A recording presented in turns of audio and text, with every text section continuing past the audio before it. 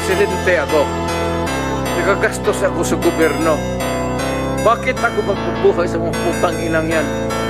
Eh kung yung pera na ipapakain ko dyan sa preso, ibigay ko na lang doon sa mga tao dyan sa walang bigat. So mas okay kung patayin sila kaysa ipreso sila? Wala akong pakialam dyan sa kriminal, ma'am. So thank you for making that record. Pakialam sa kriminal kung saan silang impernong gusto nilang pumunta. Well, to make your own history in this planet. Yes, Mr. Yun Chair. ang gusto nilang mangyari. Doon sila sa impyerno at doon tayo magkita. Well, Mr. Chair, wala namang jurisdiction ng Senado sa impyerno. Dito lang sa bansa natin pwede tayong mag-investigate. Doon tayo pupunta. Well, wala po akong ambisyon pumuntang impyerno pa. Pero Mr. Chair, ang punto lang nito,